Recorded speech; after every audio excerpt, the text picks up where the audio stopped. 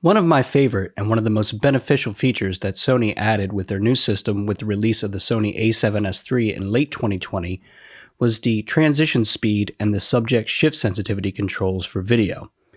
These features allow you to fine-tune the autofocus to suit your current shooting needs. These controls are not only available on the A7S III, but also the A7C, the A1, the A7IV, the FX3, and the ZV-E10 as well. You can access these controls specifically by going to the menu, going to your autofocus menu, go to AFMF, and there you'll see transition speed and subject shift sensitivity. So I highly recommend you add these to your function menu in video so that way you can quickly navigate to them and make your changes with your wheel or your front dial, as you'll want to change these according to each situation that you're going to be shooting in. So with these controls, you can do several different things. And one of my favorite is something called product presentation mode. So the way I have my camera, I'm shooting on the A7IV right now. And if I wanted to show you like the remote I'm using, you can see I'll just hold that up and it shifts. And then when I take it away, it shifts back. I wanted to show you the remote I use for the A1. That's this one of my favorite.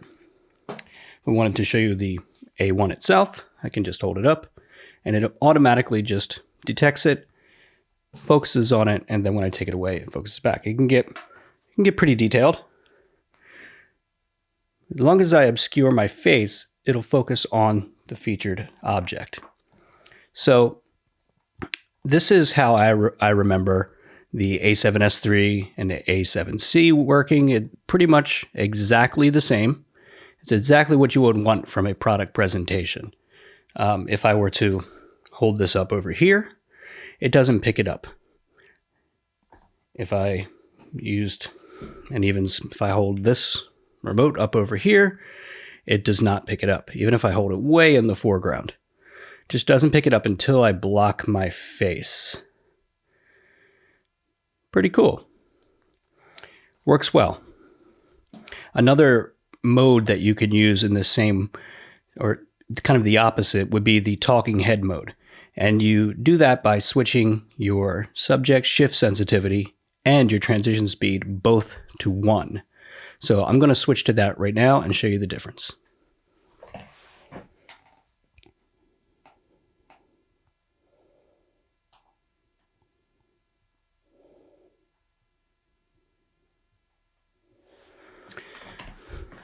So now with both my transition speed and my subject shift sensitivity both set to 1, now it will perform differently. It's just going to lock on my eyes. It's not going to try to focus anywhere else. You're not going to see any pulsing in the background or anything like that. If I try to hold this up, it just isn't going to detect it. If I try to hold this camera up in front of my face, it's just going to lock onto my head and it's not going to detect the camera. Eventually, if I hold it there long enough, it probably will. It's basically like a timer. So let's see how long it takes. Let's see how long it takes before it actually is just going. The A7IV really locks on and just doesn't want to let go. It just is locked onto my face. So that's pretty solid. If you were shooting a talking head interview and you weren't using touch tracking or anything like that, that's the setting you would want to use, because it's just going to lock on the subject in the box. I'm currently using zone, and I'm using like the zone over here, 1 up, 1 over, and anything I put in that box is just locked onto my face. Doesn't matter. I would really have to obscure my face, and I just can't get it to move. Very solid. So that's exactly what I would want from a camera. So let's see how the A1 performs in comparison with these same settings and maybe some different settings. Let's check that out. Okay, so now I'm on the A1 and I have the settings exactly the same. I have the same zone right here and I have my transition speed set to 3. I have my subject shift sensitivity set to 5. And if I show you a few things, show you this remote, of course, has no problem picking that up, switching back, just like the A7IV. I'll show you this remote, no problem. If I want to show you the A7IV itself,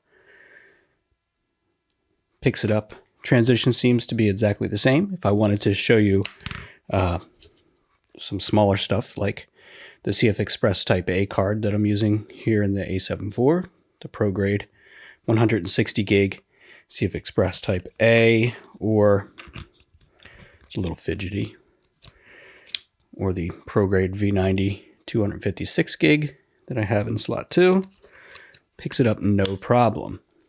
But what if I hold it up to the side here? Well, it picks it up, unlike the A7IV.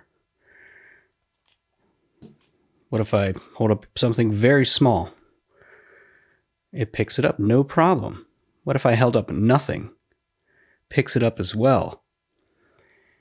That seems like maybe that could be a problem. What if I was an animated person who spoke with their hands? Whoa, it just grabs my hands.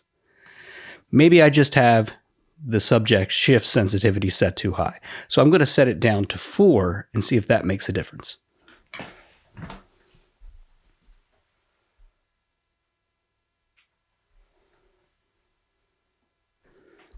All right, so now I have it set to 4. I changed the transition speed. No, I changed the subject shift sensitivity to 4, and I left the transition speed at 3. So let's see. If I hold it up, does it still detect it? It seems like less. What if I hold this up? Well, it still detects it. Let's see. Maybe something smaller over here. Yeah, it's picking it up. The A1 definitely has a more sensitive kind of AI that's going on. Maybe I just need to go even lower. Let me see if I can really make it work just like the A7IV.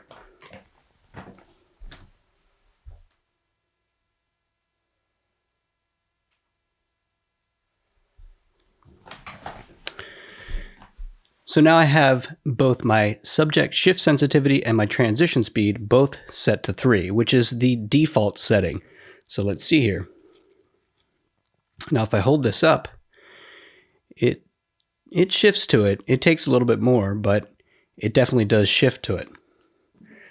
Very nice, actually. So if I was using this,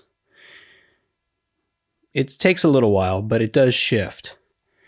So with the A1, it seems like you really need to use the touch tracking if you don't want it to shift from subject to subject, because it seems to emphasize the foreground a lot more than the A7IV. I certainly use the A1 as my main video camera when I'm shooting events or anything like that. So if you're shooting a bride, getting their makeup done, getting their hair done, and there are things in the foreground, you're certainly going to want to use the touch tracking. And in those situations, I set my transition speed to 3. That's always my default transition speed. I think it is a nice smooth speed. And I usually set my subject shift sensitivity to 2 because I don't want it to be so locked on that it doesn't change at all. I want it to have some sensibility of what's in the foreground and what is the dominant subject. So what do you think about the difference there? Do you think that you would prefer the performance of something like the A7IV and the A7C and A7S III, or this higher intelligence of the A1? Let me know what you think in the comments, and thanks for watching.